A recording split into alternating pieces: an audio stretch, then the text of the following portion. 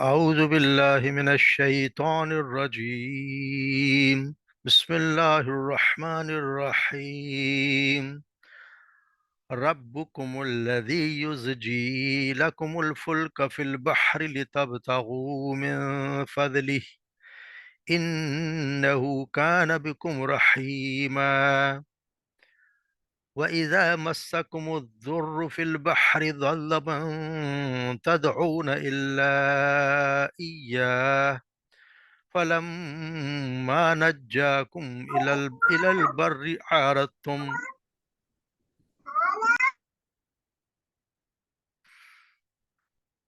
وكان الإنسان كفورا. أفأمنتم أن يخسف بكم جانب البر أو يرسل عليكم حاصبا ثم لا تجدوا لكم وكيلا. أم أمنتم أن يعيدكم فيه تارة أخرى فيرسل عليكم قاصفا من الريح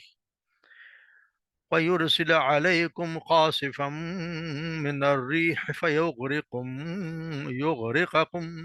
بما كفرتم ثم لا تجدوا لكم علينا به تبيعا. ولقد كرمنا بني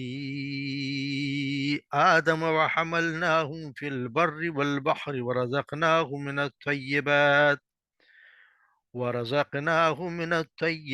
وفضلناهم على كثير ممن خلقنا تفضيلا.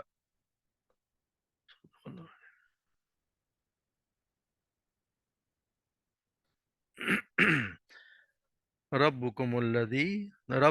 تمہارا رب الذی وہ ہے، یزجی جو چلاتا ہے، لکم تمہارے لیے، لکم الفلکا کشتیوں کو، فی البحری سمندر میں، لتبتغوا تاکہ تم تلاش کرو، من فضلی اس کا فضل، انہو بے شک وہ، کان بکم بے شک وہ تم پر، رحیمہ بہت زیادہ مہربان ہے۔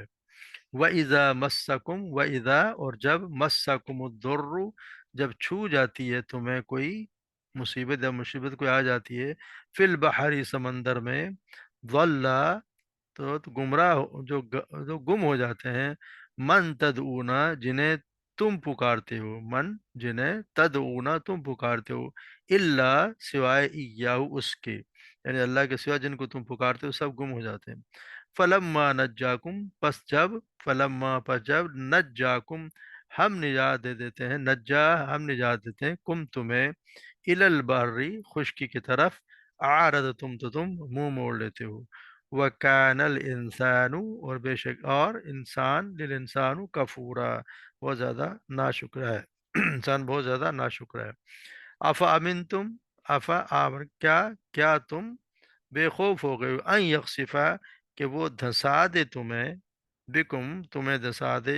جانب البری یعنی خشکی کی جانب، یعنی جیسے کہ خشکی کے کنارے، سمندر کے کنارے خشکی میں تمہیں دھسا دے اس کے کنارے، وَيُرْسِلَ عَلَيْكُمْ حَاصِبًا وَيُرْسِلَ عَلَيْكُمْ اور بھیج دے تم پر، اور یرسلہ بھیج دے علیکم تم پر، حاصبہ تیز تیز یعنی پتھروں کے ساتھ والی آندھی، ثم لا تجدو پھر لا تجد تم نہیں پاؤ گے، لکم اپنے لیے تمہارے لیے، وکیلا کوئی کارساز تم اپنے لیے نہیں پاؤ گے۔ ام امن تم کیا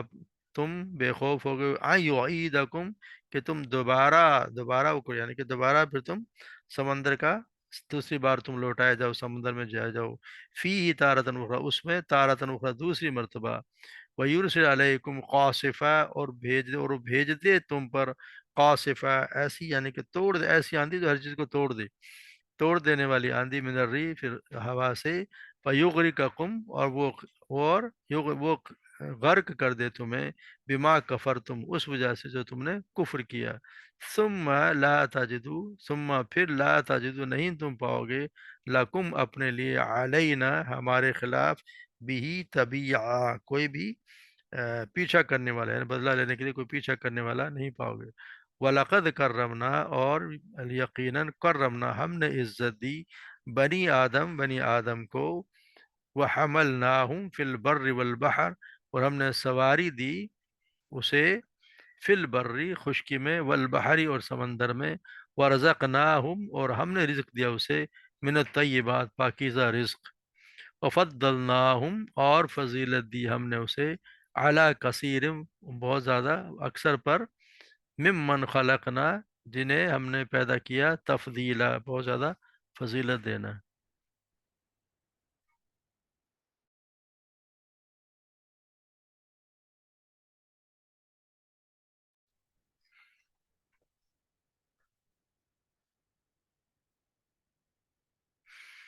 तो यहाँ अल्लाह तबारक व तआला में ये क्योंकि ये पिछली अगर हम इसको इसके यहाँ गौर करें जहाँ से रकू शुरू हुआ, तो जिसमें ये ताल्लुक था ना कि इब्तिदाई मजमून ये था कि अगर जैसे इबलीस जो है वो पहले दिन से ही है औलाद आदम के पीछे पड़ा हुआ था कि उसकी आरज़ू और तमन्ना वो झूठे वादों के दाम में फंसा कर उसको राह राह से हटा दे, और ये साबित कर दे कि वो इस बुजुर्गी का है मुस्तहिक नहीं है जो उसे अल्लाह तबारक व तआला ने अता की है। इस खतरे को अगर कोई चीज़ इंसान को इससे बचा सकती है तो वो सिर्फ ये कि इंसान अपने रब की बंदगी पर साबित कदम रहे, और हिदायत और मदद के लिए उसी की तरफ रजू करे, और उसी को अपना उसी पर उसको तवक्कुल करे, उसी पर उसी को यानी अपना वकील बनाए। उसके सिवा दूसरे जो भी जो राह भी अल्लाह जो भी इंसान अख्तियार करेगा, जो उसके अल्लाह की तरफ नहीं जाते, तो वो सारे शैतान के फंदों से बच नहीं सकेगा। तो इस तरह इससे ये बात खुद ब खुद निकल आती है कि जो लोग तौहीद की दावत को रद्द कर रहे हैं या तो शिर्क पर इसरार किए जाते हैं, वो दरअसल आप ही अपनी तबाही के दर पे होते हैं। इसी मुनासबत से यहाँ पर तौहीद का इस्बात और बातिल का यानी शिर्क का इब्ताल किया जा रहा है। तो यहाँ ये अल्लाह तबारक व तआला बता रहे हैं कि वही वो अल्लाह ही है जो तुम्हें, यानी कि वो जो कश्तियों को समंदर में हवाओं के सहारे चलाता है ताकि तुम अपनी के मर्जी के मुताबिक जहाँ चाहो तिजारत की गरज से जाओ और अल्लाह की पैदा की रोज़ी कमाओ। बेशक वो तुम पर बहुत मेहरबान, ताकि समंदर तक को तुम्हारे मुसख्खर कर दिया है ताकि तुम उसे अपने सफ़र और तिजारत के लिए बआसानी इस्तेमाल करो। फुल्क जो है ना, वो जो फुल्क है, जमा भी और वाहिद भी, सब के लिए यही एक कश्तियों के लिए इस्तेमाल होता है, चाहे बड़ी कश्ती हो यानी बड़े बहरी जहाज हो, सब के लिए यही इस्तेमाल होता है, और यही कि लफ्ज़ है फुल्क। तो ये अल्लाह तबारक व तआला यहाँ फरमाते हैं कि जितने भी अगर आप देखें समंदर में अल्लाह तबारक व तआला तुम्हारे लिए बेशुमार मुनाफे रख दिए गए हैं, जिसके ज़रिए तुम कम खर्च के तालीम हासिल कर तिजारत के लिए, दूसरे मकाम सफ़र की सहूलत है, गोश्त है, उसमें से हम पढ़ चुके हैं ज़ीनत की अशिया भी हैं, मादनियात है, कि सारी चीज़ें अल्लाह तबारक व तआला ने आज तबगुन वसीता तुम उसको तलाश करो,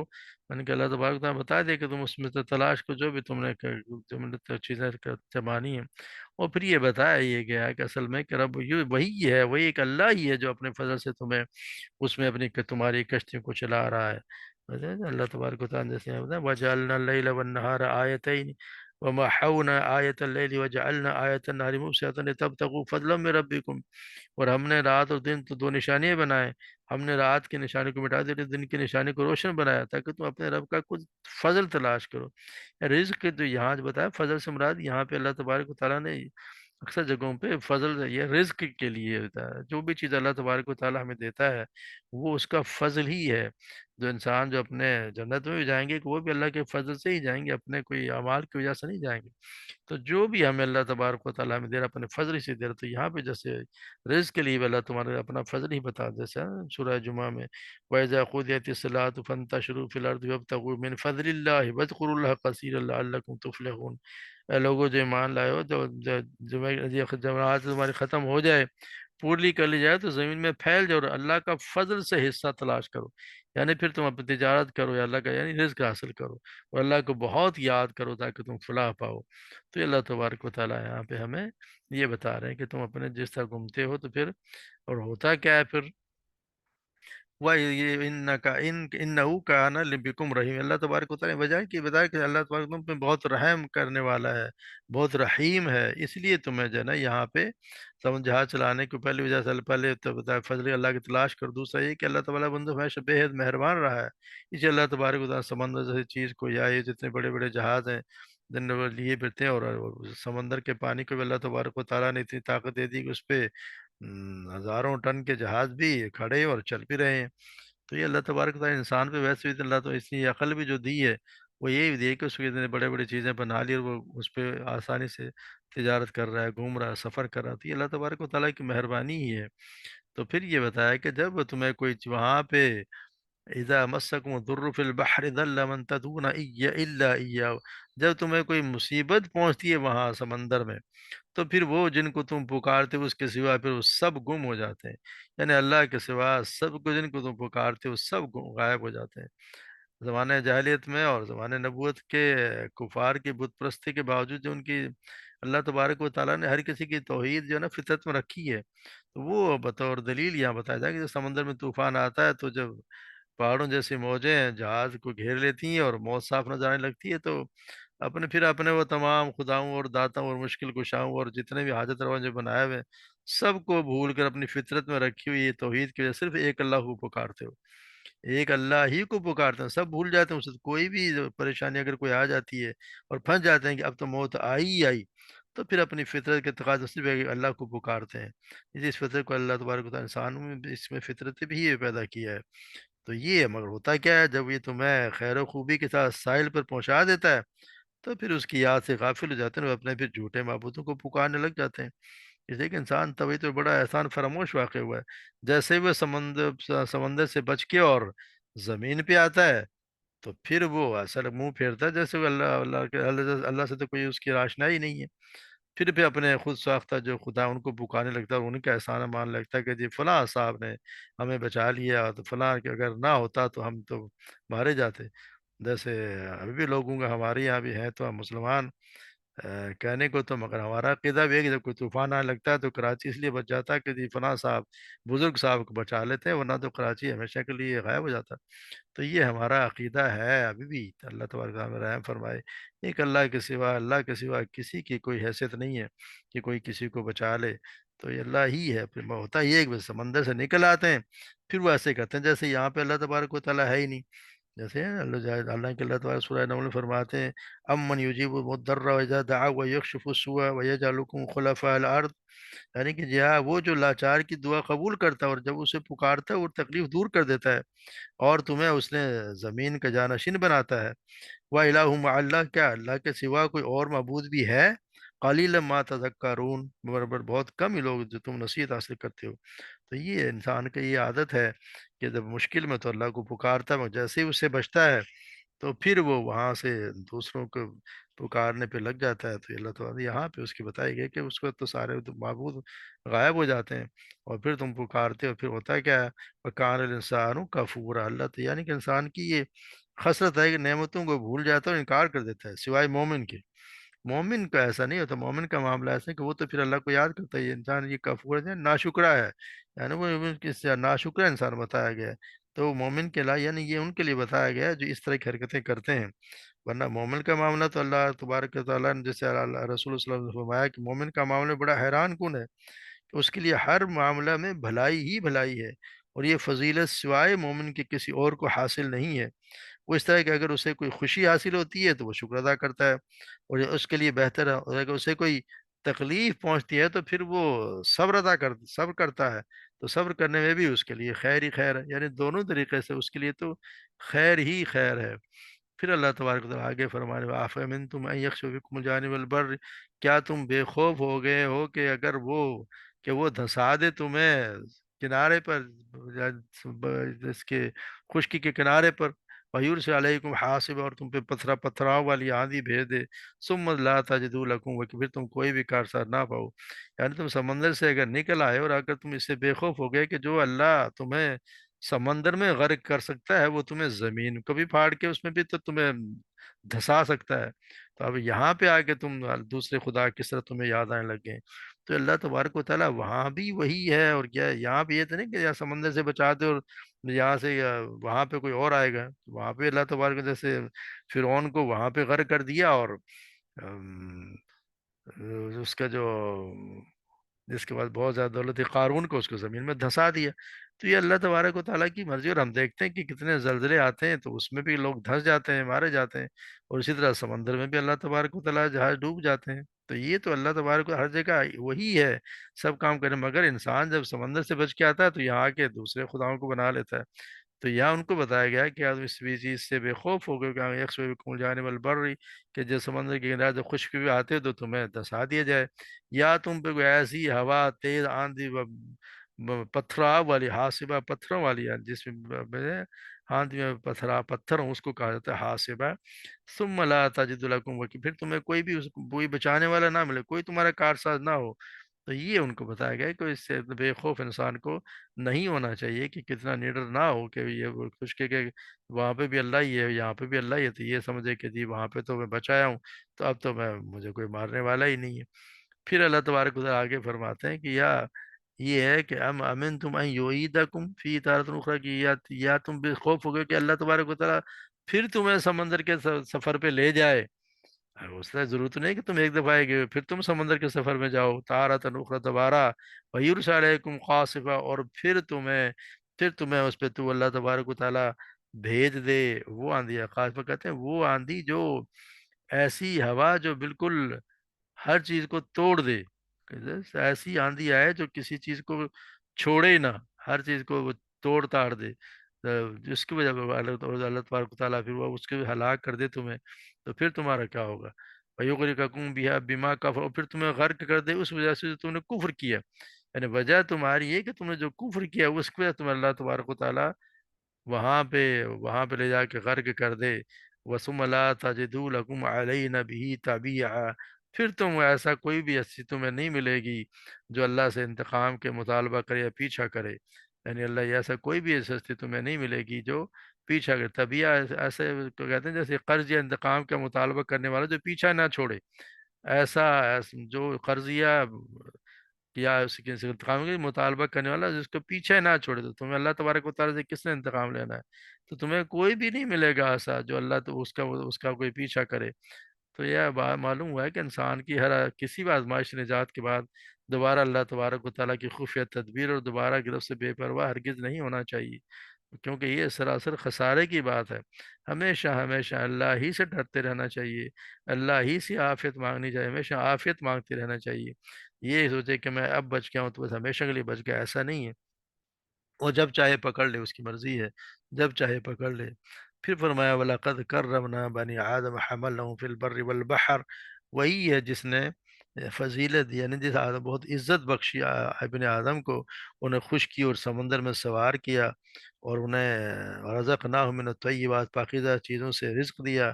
وفضلناہم علی کثیر ممن خلقنا تفضیلا، اور ہم نے جو مخلوق پیدا کی اس میں سے بہت سوں پر انہیں فضیلت دی، بڑی بہت سوں پر، سب پہ نہیں، بہت سوں پر فضیلت دی۔ تو اللہ تبارک و تعالیٰ نے ان کو اتنی، اللہ تبارک و تعالیٰ نے اس کو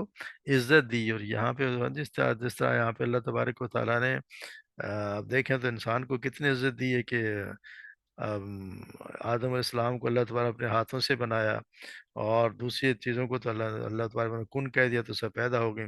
پھر انسان کو اللہ تبارک نے سیدھا خط بھی عطا فرمایا جو کسی کو نہیں دیا، ہاتھوں سے کھانے کا طریقہ سکھایا، بہترین شکل و صورت دی، جیسے اللہ تبارک احسن تقویم جیسے ہم کہتے ہیں وہ اللہ تبارک نے خود ہی فرمایا۔ پھر اللہ تبارک نے عقل بھی ہمیں دی، پھر لکھنے کا اپنا علم و تجربہ اگلی نسل کو منتقل کرنا بھی اللہ تبارک و تعالیٰ نے ہی سکھایا۔ تو ہر لمحہ نئی نئی ایجاد جو ہو رہی ہیں، تو اس کو بھی اللہ تبارک و تعالیٰ نے ہی اس کی لیاقت بخشی، کہ اس کو اللہ تبارک نے اتنی سوچ و سمجھ دی ہے، اور اسی طرح زمین کی ہر چیز، ہر جانور کو اپنے کام میں لانے کا سلیقہ بھی اللہ تعالیٰ نے بتا دیا، ادھر سمندر میں جہازوں پر، زمین میں سواریوں پر، اور فضا میں طیاروں پر جو اللہ تبارک و تعالیٰ ہمیں سوار کیا، یہ سب اسی کی وجہ ہے کہ اللہ تبارک ہمیں فضیلت دی، اور اتنی زیادہ عزت دی کہ ہر چیز سے ہم استفادہ حاصل کرنے کے اللہ تبارک و انسان کو قوت دی۔ اسی لیے اللہ تبارک و سارے اس کے لیے خوش کی، اور پانی میں سفر کرنے کے تمام ذرائع آسان کر دی، اور ہر قسم کی اللہ تبارک نے روزی بھی دی، اور انہیں جنوں اور جانوروں پر فضیلت بھی دی، یہ بھی ہمیں سوچنا چاہیے۔ رزقناہم من الطیبات، یعنی دنیا میں فصلوں، پھلوں، گوشت، دودھ اور کھانے پینے کی دیگر تمام انواع اقسام کی چیزوں کی صورت میں، جن کے ذائقے، رنگ و شکلیں خوبصورت بھی اور الگ الگ ہیں، اور آخرت میں جنت کے جو ناز و نام کے متعلق جو اللہ تبارک و تعالیٰ نے ہمارے لیے رکھی ہیں، جس کو آپ صلی اللہ علیہ وسلم نے فرمایا کہ اللہ تبارک و تعالیٰ خود فرماتا ہے کہ میں نے جنت میں اپنے نیک بندوں کے لیے جو نعمتیں تیار کی ہیں، انہیں نہ کسی آنکھ نے دیکھا ہے، نہ کسی کان نے اس کی بابت سنا ہے، اور نہ کسی انسان کے دل میں اس کے بارے میں کوئی خیال تک بھی نہیں گزرا۔ تو یہ اللہ تبارک و تعالیٰ نے اس انسان کے لیے یہ چیزیں تیار کر رکھی ہیں، جس کو اللہ تبارک و تعالیٰ نے یہ اتنا عزت دی ہے۔ تو یعنی یہ بالکل ایک کھلی حقیقت ہے کہ نو انسانی کو زمین اس کے اشیاء پر اقتدار کسی جن یا فرشتے یا سیارے نے کوئی عطا نہیں کیا ہے، نہ کسی ولی یا کسی نبی نے کسی اس کا یہ کوئی اقتدار دلوایا ہے، بلکہ یہ ایک اللہ ہی کی بخشش ہے، اسی کا فضل ہے اور اسی کا کرم ہے۔ پھر اس سے بڑھ کر حماقت انسان کی اور کیا ہو سکتی ہے کہ انسان اس مرتبے پر فائز ہو کر پھر اللہ کی بجائے اس کی مخلوق کے آگے جھکے۔ اللہ تبارک و تعالیٰ تو اس کو اتنا بڑا مقام دیا ہے اور اتنی ہر چیز اس کے یہ تابع بھی کر دیے کہ اس سے فائدہ اٹھائی جائے، اور ہر چیز کو اللہ نے اپنے تابع نہیں، انسان کے فائدے کے لیے رکھ دی۔ اور پھر بھی انسان اگر ایک اللہ کو چھوڑ کے کسی اور کے آگے جھکے اور کسی اور سے مانگے، مدد بھی اس سے مانگے، فضل بھی اس سے مانگے اور دعائیں بھی اس سے کرے، تو پھر اللہ تعالیٰ ہی ہے جو اس پر رحم فرمائے۔ تو اللہ تبارک و تعالی ہمیں ہمیشہ یہ کوشش کرنی چاہیے کہ ہم جب بھی مانگیں اللہ ہی سے مانگیں، اللہ ہی سے مدد مانگیں، رزق بھی اسی سے مانگیں، اولاد بھی اسی سے مانگیں، اور ہمارا یہ پختہ عقیدہ ہونا چاہیے کہ جو بھی کوئی مشکل آتی ہے ہمارے کرتوتوں کی وجہ سے اللہ تبارک و تعالیٰ ہی کی طرف سے آتی ہے، اور اسے دور کرنے والی ذات بھی سوائے اللہ کے کسی کی ذات، کسی کی یہ طاقت ہے ہی نہیں کہ کسی کو اللہ تبارک و تعالیٰ کوئی مشکل میں ڈالنا چاہے تو کوئی اس کو دور کر دے، یا اللہ تبارک و تعالیٰ اسے کوئی خوشی دینا چاہے تو وہ اس کو نہ روک لے، ایسا ممکن ہی نہیں ہے۔